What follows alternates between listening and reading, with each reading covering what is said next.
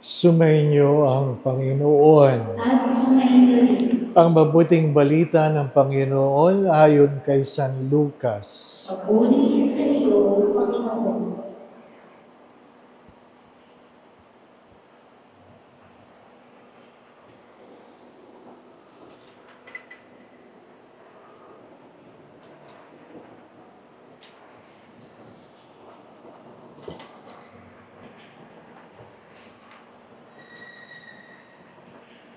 Noong panahong iyon, sinabi ni Jesus sa kanyang mga alagad, maging handa kayo at sindihan ang inyong mga ilawan. Tumulad kayo sa mga taong naghihintay sa pag-uwi ng kanilang Panginoon mula sa kasalan. Para pagdating niya ay mabuksan agad ang pinto. Mapalad ang mga alipin na abutang nagbabantay pagdating ng kanilang Panginoon. Sinasabi ko sa inyo, maghahanda siya. Padudulugin sila sa hapag at maglilingkod sa kanila. Mapapalad sila kung maratnan niya silang handa. Dumating man siya ng hating gabi o madaling araw siya dumating. Tandaan ninyo ito.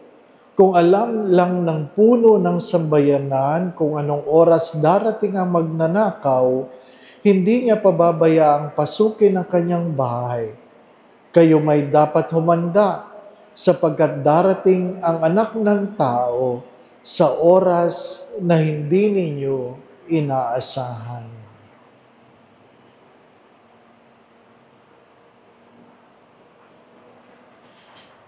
Mga kapatid, ang mabuting balita ng ating kaligtasan. Pinupuri na namin, Panginoon Jesucristo. Magandang gabi po sa inyong lahat. Malapit lang naman ito, matraffic lang. Umalis kami sa seminaryo, 4:15. Dumating ako dito, 6:15. 2 oras. Ano po? Well, nandito na. Ang ating pong tema sa wikang English, The Pilgrim of Hope Towards Christ Through Ina ng Buhay. Ano po ba ibig sabihin ng pilgrim? Manlalakbay. Pag ikaw ay naglalakbay, dapat ikaw ay gumagalaw. Hindi lang yung galaw na ganon. Ibig sabihin, mayroon kang pinanggagalingan at mayroon kang pupuntahan. Ano po? Ang isang manlalakbay ay mayroong pupuntahan. Kaya nga, ikalawang pagbasa ay nagpapaalala na tayong lahat ay dayuhan lamang. Dayuhan lamang. Hindi tayo taga rito. Nakikiraan lang tayo. Anong meron sa unang pagbasa? May mga dayuhang kaaway ng Diyos, may mga dayuhang kaibigan ng Diyos.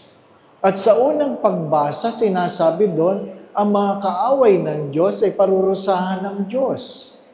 Ang kaibigan ng Diyos ay pagpapalain ng Diyos. So kayo po ang sumagot, kayo po ba'y kaibigan o kaaway? Di po ba, ano? Ngayon, ano pong meron sa Ebanghelyo?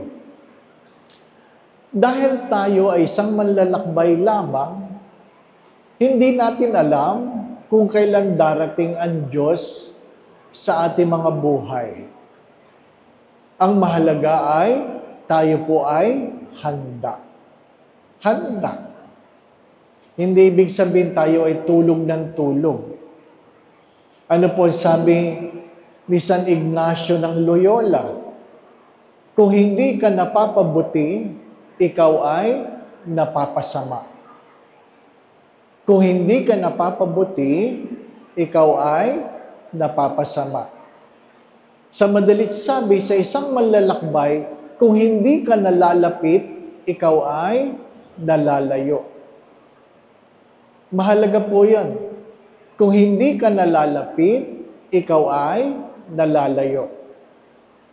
Kung hindi ka papunta sa langit, ikaw ay papuntang impyerno.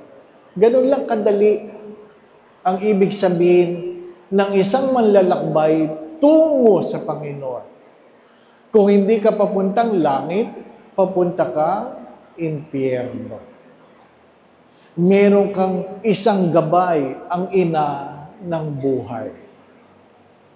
Hindi naman kailangan ng mga palatandaan, sabi, kasi yung mga walang pananampalataya lang ang humihingi ng palatandaan.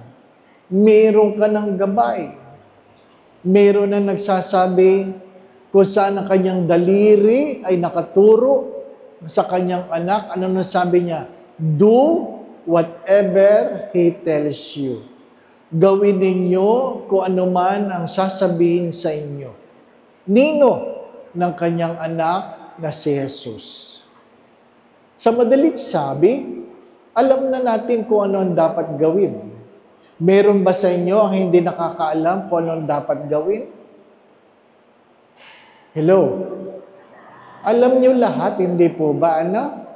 Alam natin ang 10 utos ng Diyos. Ngayon, dadiretsuhin ko kayo.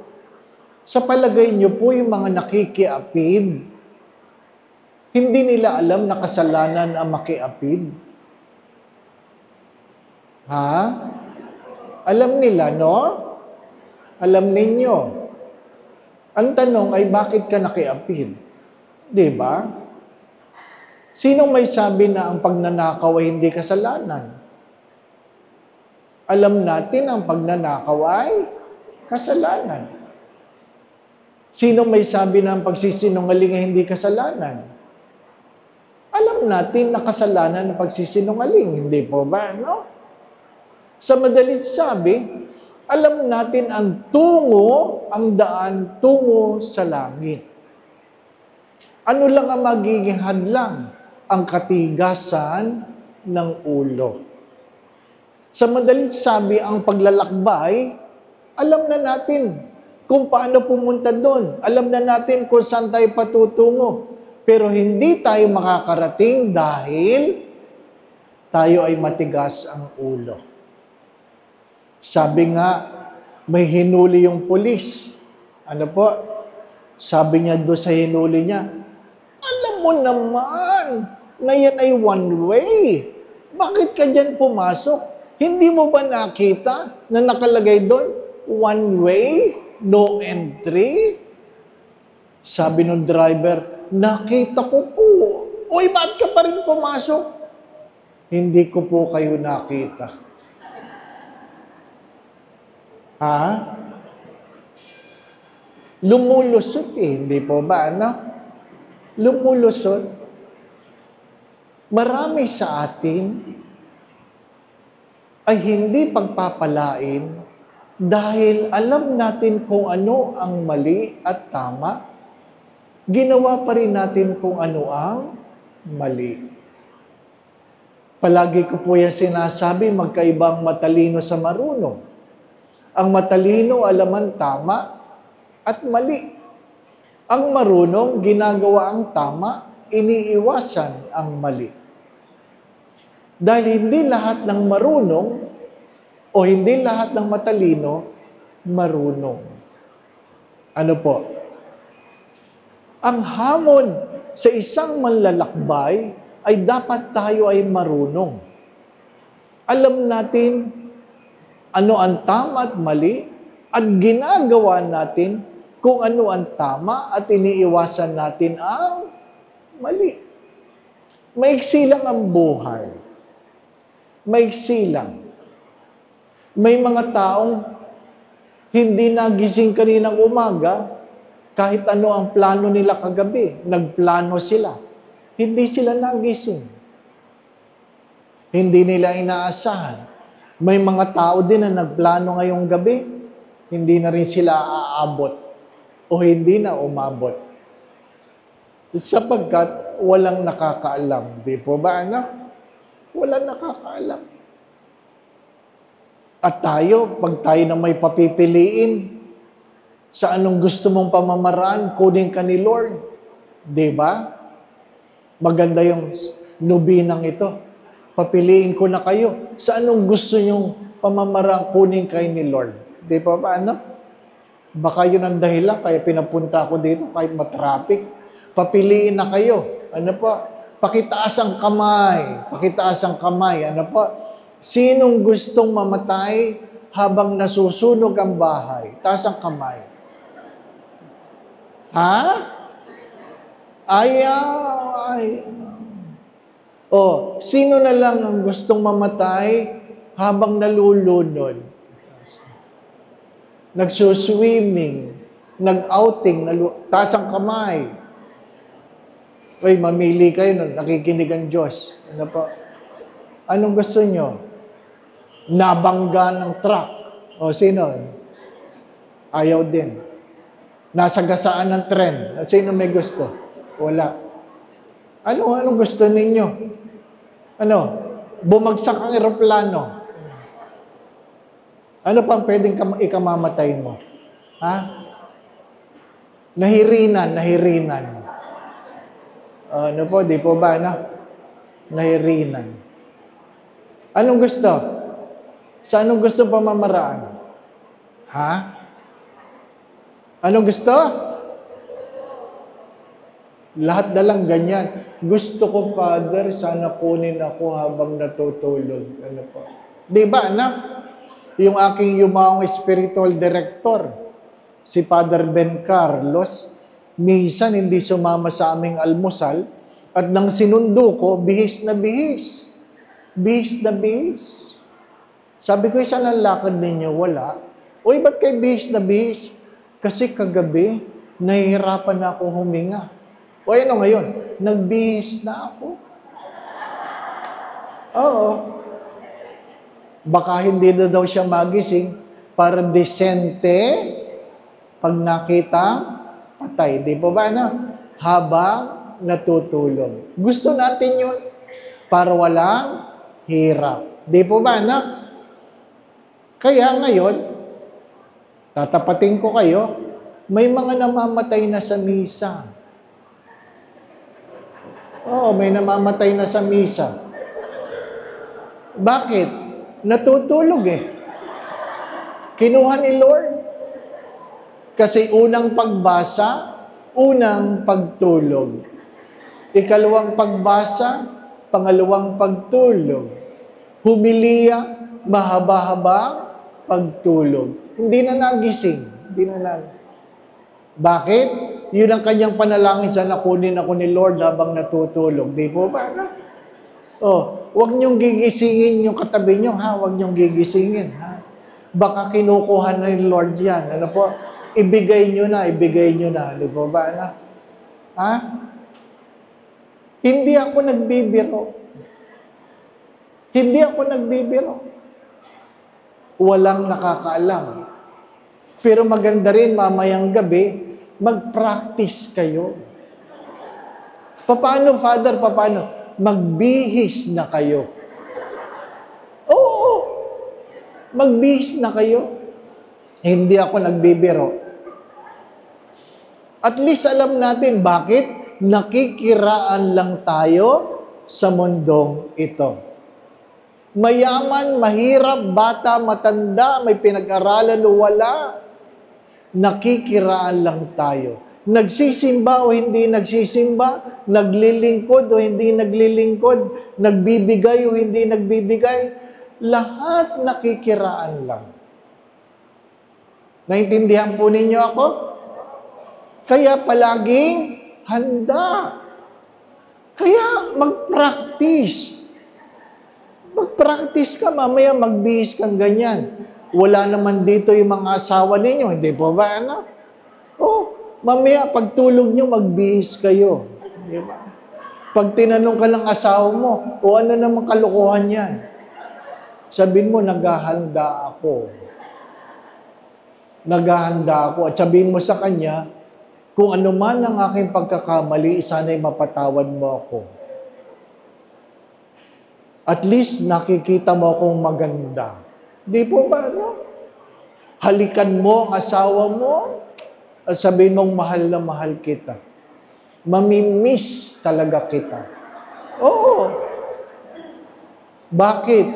Pakiramdam mo na ba? Kukunin ka na ni Lord? Di ba? Ang sagot doon ay, bakit ako? Ikaw. Kaya nga ako nagbihis para makita mong maganda ako bago ka umalis. Di ba ba? Ano? Ha? Hindi ako nagbibiro, ha? Hindi ako nagbibiro. Walang nakakaalam. Nung na-stroke ako, nagdadrive ako. Nagdadrive ako. At biglang wala nang pakiramdam ang kamay ko. Maya-maya, wala nang pakiramdam ang paa ko. Hindi na ako makakita dahil naduduling ako. Nakakarinig na lang, nakakapagsalita na lang. At least, nasabi ko sa kasama ko, sabihin mo doon sa security guard ng Mercury, ilipat ako sa harapan, sa likod na sasakyan para madala ako sa hospital. Ganon kabilis ang buhay. Mabuti na lang, hindi pa ako kinuha. Di po ba, ano? Pero baka kayo, mamaya. Ano po? Oo, at least nakapag-misa tayo, di po ba, ano? At least nakapag-misa tayo. Oh, ano sabi nila? Pag ikaw ay nagsimba, isipin mo ito ang una mong misa, ito ang huli mong misa, ito lang ang misa mo. Kaya, i-appreciate mo.